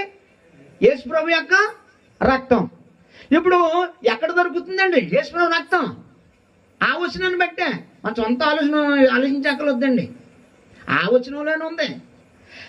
నువ్వు బాప్తిజం పొంది నీ పాపాలను కడిగేసుకో అంటే పాపాన్ని కడిగేది ఏది? యేసుప్రభు రక్తం. ఇప్పుడు ఎక్కడ దొరుకుతుందండి యేసుప్రభు రక్తం? థ్యాంక్స్ అండి బెదరు. బాప్తిజంలో దొరుకుతుందండి యేసుప్రభు రక్తం. బాప్తిజంలో క్రీస్తు రక్తం దొరుకుతుంది. అయితే నీటిలో ముంచుతున్నప్పుడు 3 కార్యాలు జరుగుతాయండి. నీటిలో జరుగుతాయి, మనకు తెలియదండి. అది బాప్తిజం అనే మాట బాప్టిజో అనే గ్రీక్ పదం నుండి వచ్చింది. ముంచుట. బాప్తిజం అనే మాటకు అర్థం ఏంటండి? ముంచుట, కప్పెట్టుట, పాతి పెట్టుట, సమాధి చేయుట, పూడ్చుట అని బాప్తిజం అనే మాటకి. అయితే ఇప్పుడు బాప్తిజంలో 3 కార్యక్రమాలు నీటిలో ఎందుకు ముంచుతారు? బాప్తిజం చాలా మంది లోకం ఏమంటుందంటే మతం కాదండి ఇది. పాపాలు కడుక్కోవడం, పరిశుద్ధులు అవ్వడం, దేవుడి బిడ్డలు అవ్వడం. దేవుడి బిడ్డలు అమ్మా బెదరు మీకు పిల్లలు ఉన్నారు కదండి బెదరు, ఆస్తి ఎంత ఉండండి బెదరు? నాకు ఇవ్వదులండి చెప్పండి. ఏదో చేయండి బెదరు. ఒక చిన్న ఇల్లు అని ఉందా లేదా? ఇల్లు ఉందండి బెదరు, ఎవరికి ఇస్తారండి అది? నాకు ఎవరా? అది చూసారండి అంత తెగి అంతే అండి. కొండ బదులు కూడా చెప్పాడు. నీకు ఎందుకు ఇస్తాం? నా పిల్లలకి ఇస్తాం అన్నాడండి. రైట్ అండి బెదరు. నాకు ఒక అబ్బాయి ఉన్నాడండి. నాకున్న కలిగింది, నాకు 1.5 సెంటు స్థలం ఉందండి, అంతే ఇల్లు. అది నా 3 సెంట్లు కూడా లేదు, నాకేం లేదండి. నేను 20 సంవత్సరాల నుంచి సేవకు వచ్చి ఇల్లు లేదండి నాకు. ఇక్కడ అద్దెంట్లోనే సేవ చేస్తాను ఇప్పటికి 20 సంవత్సరాల నుంచి. చర్చ్ బిల్డింగ్ కట్టామండి, స్థలం కొన్నాం. ఇంకా అన్నగారు తెలుసు వీళ్ళకి. అందులో నేను వచ్చాక కొన్నాను బెదరు, కట్టామండి. కానీ పక్కన స్థలం ఉంది కానీ ఇల్లు ఇప్పుడు పునాది వేసామండి. అయితే ఇక్కడ ఒక విషయం చెప్తున్నాను. బెదరు చెప్పినట్టుగా నీకెందుకు ఇస్తాను? నా కొడుకు ఇస్తాం అంటున్నాడు. నేను నా కొడుకు ఇస్తాం. అమ్మా మనందరం దేవుడి పిల్లలు అయిపోయాం అనుకోమ్మా, దేవుడు ఆస్తి ఎవరికి ఇస్తాడమ్మా? అమ్మా మంతే. ఆయన కొండ బాధ కొట్టినాడు, నా ఆస్తి నీకేనా అంటాడు అనమాట. ఆ ఆస్తి నీకు అవ్వాలంటే నువ్వేం చేయాలి? దేవుడు పుట్టయితేనే కదా దేవుడి బిడ్డలు అవుతావు. ఇప్పుడు దేవుడికి పుట్టాలంటే నువ్వు బాప్తిజంలో జరిగే కార్యక్రమాలు 3 కార్యక్రమాలు చెప్పి నేను ముగించేస్తానండి. రోమపత్రిక 6వ అధ్యాయం 3వ వచనం నుంచి జాగ్రత్త గుర్తుపెట్టుకోండి. పరలోకం దక్కాలి అంటే జాగ్రత్త గుర్తుపెట్టుకుని అక్కడ పదాలు చూడండి, బైబిల్లో చూడండి. అసలు నీటిలో ముంచడం ఎందుకు ముంచుతారో? మతమా ఇది? లేకపోతే ఒక మార్గమా? నువ్వు దేవుడు బిడ్డవడానిక? ఇప్పుడు యేసుప్రభును మతం మార్చేస్తున్నారు అంటున్నారండి. సరే మార్చేసారండి, మార్చేస్తే వచ్చి నష్టం ఏంటండి? ఇప్పుడు నేను బూతులు ఆడేవాడినండి, తాగుడు తాగేవాడినండి, వ్యవసాయం చేసేవాడినండి, మనుషులు కొట్టేవాడినండి, యేసుప్రభుని తెలుసుకున్నానండి, మారానండి. ఇప్పుడు బూతులు ఆడటం మానేశాను, తాగుడు తాగడం మానేశాను, వ్యవసాయం చేయడం మానేశాను, మనుషులు కొట్టడం మానేశాను. నేనే కదండి అది. మతం మార్చేసాడు నన్ను. ఒక ఆయన పాస్టర్ మార్గంలో నాకు మార్చేయడం వల్ల అప్పుడు నష్టమే వచ్చిందండి. ఎన్నాళ్ళు ఒకటి భార్యను పాడు చేసేవాడిని, ఇప్పుడు యేసుప్రభుని అనుకుని పాడు చేయడం మానేశాను. అతను మేలే కదండి. తాగుడు తాగేవాడిని, యేసుప్రభుని అనుకున్నాను మానేశాను. నా ఆరోగ్యానికి మంచిదే కదండి, నా కుటుంబానికి మంచిదే కదండి. ఇప్పుడు ఏంటండి ఇదంతాను? లోకానికి అర్థం కావట్లేదండి. ఏదైనా మతం మార్చేస్తున్నాను, ఏం మార్చేసి ఏం చేసేస్తున్నాను? దేశాన్ని నమ్మేస్తారా? మంచి జీవితం జీవిస్తారండి, అంతే కదండి బెదరు. అంతేనండి, ఏం కాదండి. ఇది అంతాను. దెబ్బలాంటికి వెళ్ళివ్వండి మానేశాను. ఈశ్వరం వద్దన్నాడు. ఈ చంపే కొడితే చంప చూపించన్నాడు. దొంగతనం చేయకరు అన్నాడు, మానేశాను. అచ్చులు చేయకరు అన్నాడు, మానేశాను. ఎదరుడికి మేలే నాకు మేలే కదండి ఈశ్వరం నమ్ముకోవడం వల్ల. మంచిగా బతుకుతారు, అంతే కదండి. ఇందులోకి రావడం వల్ల మతం ఏంటండి? ఇది మతం కాదండి. చదివేద్దామండి. క్రీస్తు యేసులోనికి బాప్తిసం పొందిన మనమందరము మీరు అంటే చేత గుర్తుపెట్టుకోండి అమ్మా. క్రీస్తులోనికి బాప్తిజం పొందడం అంటే యేసుప్రభు మన పాపల కోసం చనిపోడమ్మా. చెప్పండి అమ్మా, ఈ 3 మాటలు చెప్పండి అమ్మా. మన పాపం చనిపోడమ్మా. మనం కూడా మన పాపల కోసం ఏమైపోతున్నాం అండి? అక్కడ చచ్చిపోతున్నాం. అంటే యేసుప్రభు మన పాపం చనిపోయాడు, మనం కూడా మన పాపల కోసం ఏమైపోయాం? మనం చచ్చిపోయాం. అంటే యేసుప్రభు మరణంతో మన మరణం కూడా ఏకమైపోతుంది. ఎక్కడ? నీటిలో ముంచడం కార్యక్రమం అదన్నమాట. సరే చచ్చిపోయాం. యేసుప్రభు మన పాపం చనిపోయాడు, మనం కూడా మన పాపం కోసం చనిపోయాం. అప్పుడు మన పాపం చనిపోవడం అంటే అర్థం ఏంటి? అక్కడ ఈ ఇద్దరు ఎలా ఉంచండి, మనం ఇంకొక ఇద్దరు చెప్తున్నాను. ఇద్దరు పెన్సలు, ఇతను ఫుల్గా ఇద్దరు తాగేసి వాడండి. ఓ రోజు ఈయన చచ్చిపోయాడండి, ఈయన బతుకున్నాడండి. ఇప్పుడు వచ్చి టైం అయిపోయింది తాగుడికి, లేక తాగడానికి వెళ్దాం అంటాడండి. సిస్టర్ గారు మీరే చెప్తున్నారు, చెప్పండి అమ్మో, మీరు నా బాధను అర్థం చేసుకున్నారు. వెళ్తాడమ్మా సిస్టర్ గారు? ఎందుకు వెళ్దమ్మా? చచ్చిపోయాడు. బతుకున్నప్పుడు సాయంత్రం అవుతున్నకి నర్ర కొలికెళ్దాం అంటే వెళ్ళిపోయేవారు ఇద్దరు. ఇప్పుడు ఇతను చచ్చిపోయాడు, ఇతను వచ్చాడు, నర్ర తాగుదాం అంటుంటే లేదు. వెళ్తాడా వీడు? మరి పాపం విషయంలో నువ్వు బాప్తిలో చచ్చిపోయిన తర్వాత మళ్ళీ పాపం ఎందుకు చేస్తున్నావు? నువ్వు ఎందుకు బూతులు ఆడుతున్నావు? ఎందుకు అబద్ధం ఆడుతున్నావు? ఎందుకు ఈ అన్యాచారాలను చేస్తున్నావు? అంటే నువ్వేం అవ్వలేదు, చావలేదు. నువ్వు బాప్తిసంలో, క్రీస్తు యేసునందు బాప్తిసంలో మన పాపములు యేసులో చనిపోయినట్టుగా నువ్వు పాపములు చేసే నీ మనసు ఏమైతే చేస్తావు? అక్కడ చంపేశావు, నువ్వు చచ్చిపోయావు. నీ పేరమ్మా? గట్టిగా చెప్పండి అమ్మా. లావణ్య గారు అబద్ధం ఆడేవారండి అండి. బాప్తిజం పొందిన తర్వాత ఆవిడ సీరియస్గా సరే అబద్ధం ఆడతలేదండి. ఏంటో చెప్పండి. అంటే అబద్ధం ఆడే లావణ్య గారు చచ్చిపోయారు. ఇంకా ఈ లావణ్య, అబద్ధం ఆడే లావణ్య ఎవరంటే దేవుడి కుమార్తె. అబద్ధం ఆడే లావణ్య ఏమైపోయిందండి? చచ్చిపోయింది. ఇంకా బాప్తిజం పొంది కూడా అబద్ధం ఆడుతున్నావు అంటే నువ్వేమవలేదు, నువ్వు చావలేదు. యేసుప్రభులో అద్భుతమైన జీవితం మానవుడికి అనుగ్రహించాడు దేవుడు. ఏమిచ్చి దేవుడు రుణం తీర్చుకోవాలి, యేసుప్రభు రుణం తెచ్చుకోగలవండి. నేను ఇంటర్నేషనల్ చెప్పాను, నీ బంగారం నీ వెండి నీ పాపానికి విడుదల చేయడానికి ఉపయోగపడదు. యేసుప్రభు పాపం నుంచి చనిపోయాడు, మనసు చనిపోయామండి. ఓకేనండి? పాపం చేసి మనసు అంతా ఏమైపోయిందండి? చచ్చిపోయిందండి. 2 పాపం చేసి మనం పాపం కూడా చచ్చిపోయి యేసుప్రభుని సమాధి చేశారమ్మా. యేసుప్రభుని సమాధి చేశారు కదమ్మా. ఇప్పుడు చదవండి పెద్ద, మళ్ళా తర్వాత మాట చదవండి పెద్ద.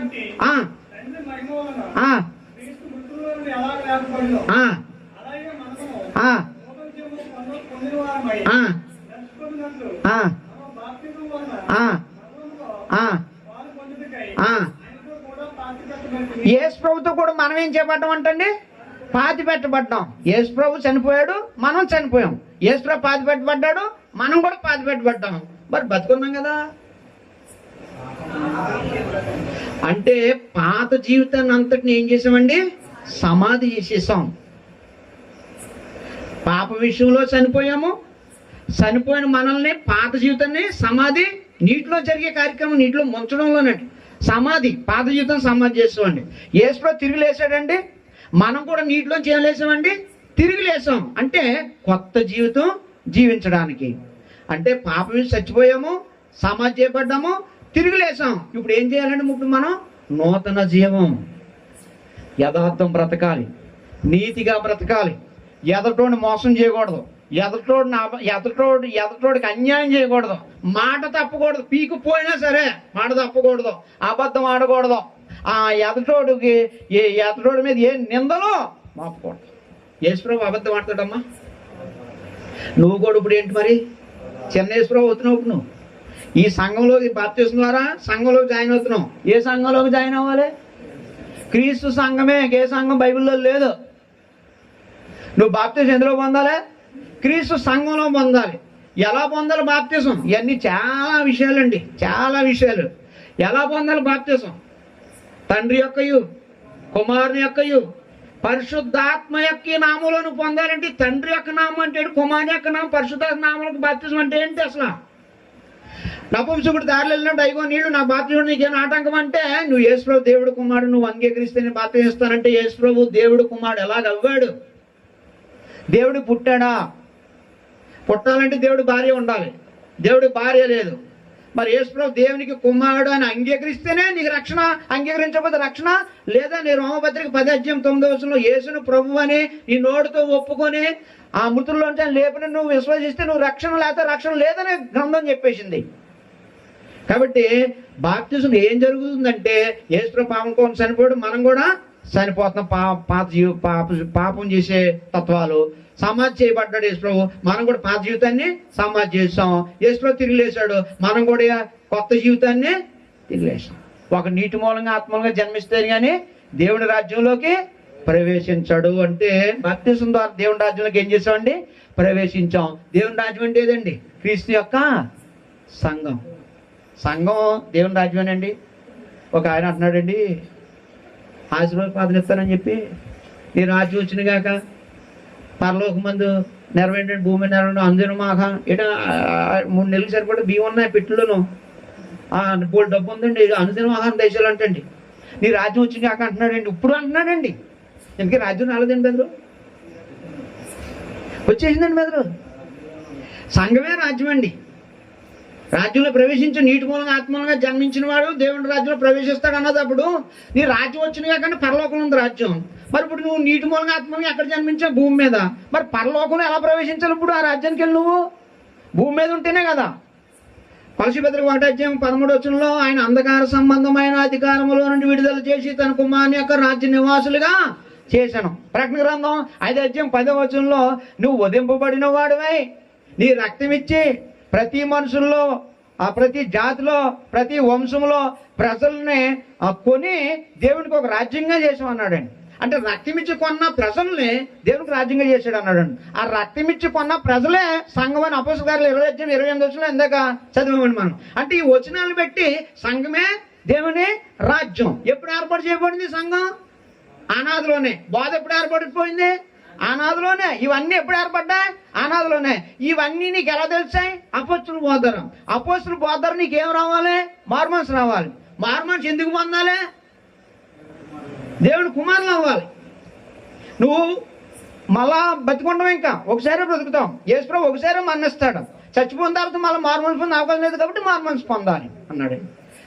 పొందకపోతే, బాప్తిసం పొందకపోతే, నమ్మి బాప్తిసం పొందితే రక్షణ, నమ్మకపోతే శిక్ష అన్నాడు. రోమపత్రికలు అన్నాడు మనుషులందరూ మారు మనసు పొందవాలని అపోస్తలులు అన్నాడు కదండి. భూలోకము తీర్చిపోయాయి ఆ అజ్ఞాన కాలములను అపోస్తుల కార్యాలు 17:30-37 అజ్ఞాన కాలం దేవుడు చూచి చూడనట్టుగా ఉండను, ఇప్పుడైతే అంతటాను అందరూను మారు మనసు పొందవాలని మనుషులకు ఆజ్ఞాపించుతున్నాడు. ఎందుకనగా తాను నియమించిన మనుషుని చేత భూలోకమునకు తీర్పు తీర్చబడే దినము నిర్ణయించి ఉన్నాడు. కాబట్టి తీర్పు ఉంది, ఒక రోజు శిక్ష ఉంది. శిక్ష అంటే దేవుని ఉగ్రత, దేవుని కోపం. దేవుని ఉగ్రత, దేవుని కోపం అంటే ఏంటి అంటే ప్రకటన గ్రంథం 14:10 మన ఇంటి దగ్గర రైస్ కుక్కరు, ఇడ్లీ కుక్కరు, పాలు కుక్కరు ఎలా ఉంటాయో దేవుడి దగ్గర కూడా పాత్ర ఉంది, ఉగ్రత పాత్ర. ఆ పాత్రలో ఆరని అగ్నిగుండాన్ని వేస్తాడంటే అదే దేవుడు ఉగ్రత, కోపం అంటే. ఈ ఆత్మ వెళ్ళి ఏం చేస్తుందంటే అందులో పడుతుంది, అగ్గి ఆరదు, పురుగు సావదంటే పురుగు అగ్గిలో పడితే పురుగు ఎందుకు సావదు? అటు పురుగు అంటే ఆత్మ అన్నాడు అక్కడ. ఈ ఆత్మకు చావు లేదు, అగ్గికి ఆరిపోదు. మన పొయ్యిలో కొరకాసులాగా ఉండదండి అగ్గి. ఆత్మ ఎందుకు సావు లేదంటే దేవుళ్ళలోంచి ఆత్మ వచ్చింది కాబట్టి దేవుడికి సావు లేదు, కానీ ఆత్మ కూడా ఏం లేదండి, సావు లేదు. అగ్గి నిచ్చి ఉంటుంది, ఆత్మ నిచ్చి ఉంటుంది. కాబట్టి దేవుడి సంకల్పాన్ని ఎరగాలి. ఎరిగిన వ్యక్తి మారు మనసు పొందాలి. ఎందుకు పొందాలో అవకాశాలు లేవు, చచ్చిపోతే మళ్ళీ అలాంటి కార్యక్రమాలు త్వరగా మారు మనసు పొందాలి. మారు మనసు పొందినట్టు ఏం చేయాలంటే బాప్తిజం పొందాలి. నిజంగా చచ్చిపోవాలి. బాప్తిజంలో ఎక్కడ బాప్తిజం? క్రీస్తు సంఘంలోనికి, గలతీ పత్రిక 3:27 ప్రకారంగా క్రీస్తులోనికి బాప్తిజం పొందిన మీరందరూ క్రీస్తును ధరించుకున్నారు అన్నాడు. క్రీస్తు సంఘంలో బాప్తిజం పొందాలి. క్రీస్తు సంఘంలో బాప్తిజం పొందినట్టు ఏం చేస్తాడంటే దేవునికి కుమారత్వాన్ని పొందుతాడు. కాబట్టి దేవుడు కుమారులు ఉంటారు కాబట్టి వాళ్ళకి ఒక వాగ్దానం చేశాడు, ఒక సంతకం చేశాడు. ఇదిగో నా ఆస్తి నీకు ఇచ్చేస్తున్నాను, ఇదిగో అడ్వాన్స్ అనేసాడు. అంతే. ఆ మాట చదివి ముగించుకోవచ్చు. ఏపీసీ పత్రిక 1:13-14. ఏపీసీ పత్రిక 1:13-14 ఏంటి? ఇది మీరే చెప్పాలండి. ఎవరు చెప్తారు? ఆ వచ్చిన అర్థాలు చెప్పాలండి. మీరును సత్యవాక్యమును అనగా మీ రక్షణ సువార్తను విని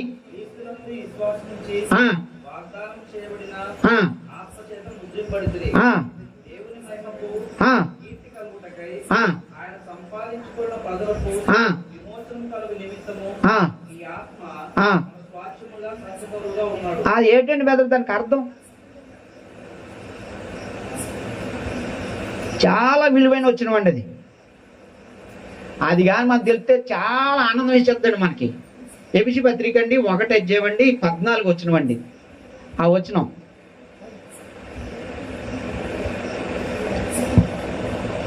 మళ్ళీ చదవండి కదా, 13-14. మీరును సత్యవాక్యం అనగా రక్షణ సువార్తని క్రీస్తునందు ముద్రింపబడితిరి. అదిగో దేవుని మహిమ కీర్తి కలిగినట్లు ఆయన సంపాదించుకున్న ప్రజలకు విమోచన కలగటానికి ఈ ఆత్మ, అదిగో ఈ ఆత్మ మన స్వాస్థ్యమునకు సంచి కరువుగా ఉన్నాడు అన్నాడు. ఈ ఆత్మ అంటే పరిశుద్ధాత్ముడు. ఎప్పుడైతే బాప్తిజం పొందుతామో అపొస్తలులు చెప్పాడు కదండి 2:38 మీరు మారు మనసు పొంది పాప క్షమాపణ నిమిత్తము యేసుక్రీస్తు ప్రభు నామమున బాప్తిజం పొందండి, అప్పుడు పరిశుద్ధాత్మను మీరు వరంగా పొందుదురు అన్నాడే, వాగ్దానం చేశాడా. ఈ వాగ్దానం మీకును మీ పిల్లలకును దూరస్తులందరికీ ప్రభువైన దేవుడు తన యొద్దకు పిలిచిన వారందరికీ చెందినని చెప్పాడు కదా. అదే వాగ్దానం బాప్తిజం పొందడం మనం ఏం చేస్తామంటే ఈ యేసు రక్తం హృదయాన్ని కడిగేస్తుంది. కాబట్టి పరిశుద్ధాత్ముడు దేవుడు మనకి హృదయంలో పంపిస్తాడంటే బాప్తిజం పొందాడు. అప్పుడు ఎందుకు ఈ పరిశుద్ధాత్ముడు అంటే మన స్వాస్థ్యమునకు సంచి కరువు అన్నాడండి. మన స్వాస్థ్యం అంటే మన ఆస్తి. స్వాస్థ్యం అంటే ఆస్తి. అంటే మన ఆస్తికి సంచి కొరవ అంటే సంచి కొరవ అన్నమాట పెద్ద లోతైన మాట ఏం కాదండి. అడ్వాన్స్. ఇప్పుడు ఈయన ఇల్లు కొనుక్కున్నాడండి, ఒక 50,000 అడ్వాన్స్ చేస్తాడు. ఇల్లు ఎవరిదండి? అలాగే దేవుడి బిడ్డలుగా మనం బాప్తిజంలో ద్వారా దేవుడి బిడ్డలు అవ్వం కదండి. మీరు నా బిడ్డలు ఎవర్రా, ఇంకో నా ఆస్తికి వారసులు మీరే, ఇదిగో పరిశుద్ధాత్మ మీకు గ్యారంటీ ఇస్తున్నాను అనేసాడు. అంతేనండి, అంతే. ఆ వచనం అదేనండి. అంటే పరిశుద్ధాత్ముడు మనకి ఇచ్చాడంటే ఇప్పుడు దేనికి మనం హక్కుదారులు? దేవుని ఆస్తి పరలోకం మీదారు. ఇంకా నా బిడ్డలు అవ్వారు కదా, ఇది అడ్వాన్స్ ఇచ్చేస్తున్నానని పరిశుద్ధాత్మ మన స్వాస్థ్యం సంచుకోరు అంటే భజానా అడ్వాన్స్. అద్భుతమైన వచనమండి అది. మనందరికీ మన తండ్రి ఆస్తి మీద హక్కు ఉందండి. మనం పరలోక పౌరులు అండి. మన పౌరుషత్వం ఇక్కడ కాదండి, మనది పరలోక పౌరుషత్వం. మనం అమెరికా వాడు ఇక్కడికి వస్తాడండి, ఇక్కడ ఉంటాడు ఏంటండి, ఆ పౌరసత్వం ఇక్కడ ఉండదు. వీసా ఉంటుంది, 2 సంవత్సరాలు అయిపోయిందంటే పోరా అంటాడు, ఇక్కడ ఉన్న కుదరదు. అలాగే మనకి పరలోక పౌరసత్వం వచ్చింది. పిలిపి పత్రికలో ఉండదు కదా మన పౌరసత్వం పరలోకం ఉందని. బాప్తిసం ద్వారా అన్ని మేలులు మనకు ఉన్నాయి కాబట్టి సత్యాన్ని నమ్మాలి, దేవుడి సంకల్పాన్ని నమ్మాలి. ఆ సంకల్పం పెట్టి మన మనసులో మార్పు రావాలి. ఆ మార్పు ఎందుకో బతుకున్నప్పుడే దాన్ని వినియోగించుకొని బాప్తిసం ద్వారా మనం కొత్తగా దేవుడికి పుట్టి దేవుడికి బిడ్డలవుతే ఆస్తికి నేను నా ఆస్తిని మీకు ఇచ్చేస్తున్నాను, ఇదిగో సంతకం అనేసి పరిశుద్ధాన్ని చేశాడు. కాబట్టి అలాంటి మేలు మన అందరికి ఉంది కాబట్టి సత్యాన్ని అనుసరించి నడుద్దాం. బాప్తిసాలు పొందిన తర్వాత లోకాచారులు అవన్నీ మనం ఏం చేయకూడదండి, అవన్నీ పాటించకూడదు. ఒకవేళ బాప్తిసం సరైన క్రమ పద్ధతిలో పొందాలి, సరైన క్రమ పద్ధతిలో పొందాలి. బైబిల్ ఎలా చెప్తుందో అలా బాప్తిసం పొందాలి, అలా ప్రకటించబడాలి. అన్నీ తెలుసుకొని అమ్మ కూర అన్నీ తెలుసుకొని బాగా ఉండరు అనుకో, బాగుంటుంది కదమ్మా, అబ్బా చాలా బాగా ఉండమ్మా అంటాం. ఇప్పుడు ఏమేమి తెలియకుంటేస్తే అంత వృధా. అలాగే మనం భక్తి కార్యక్రమం కూడా మేలు జరగడానికి మనం చేసుకున్నాడు అన్నీ తెలుసుకుని భక్తి చేసుకుంటే మన ఫలితం ఉంటుంది, లేకపోతే వృధా అయిపోద్ది కదమ్మా. అలా మనం అందరం సాగుదాం. ఎన్ని విషయాలు చెప్పామండి? ఒకటే, దేవుడు జరిగిన నిర్ణయాలు చెప్పుకున్నాం. 2, ఆ నిర్ణయాలు పెట్టి నీ మారు మనసు రావాలి. ఆ మారు మనసు ఎక్కడ నడిపించాలండి? క్రీస్తు యేసులోనికి నేను కొత్తగా పుట్టడం, నీ పాపాలు కడుక్కోవడానికి వెళ్ళాలి. అలా కడుక్కోవడం వల్ల నీకు మేలేటంటే కుమారత్వం ఉంది, దేవుడు వారసులు అవుతాం, తండ్రి అవుతాడు మనకి, మన దేవుడి బిడ్డలు అవుతాం. కాబట్టి మన చచ్చిన మేలే బ్రతికిన మేలే. క్రీస్తు యేసునందు మృతులందున మృతులు ధన్యులు. నీ మరణం క్రీస్తులో, క్రీస్తు సంఘంలో చనిపోవాలి. అది ఆశీర్వాదకరం మరణం. అలాగా మనం అందరం సాగుదాం. మరి ఎంతవరకు చాలా ఓపికతో విన్నా మీ అందరికీ కూడా పేరు పైన అందరికీ వందనాలు చెప్తాను. మరి ముఖ్యంగా శ్యామ్ గారికి హృదయపూర్వక వందనాలండి. మిమ్మల్ని హెచ్చరిస్తూ నన్ను నేను హెచ్చరించుకుంటూ వేస్తున్నాను.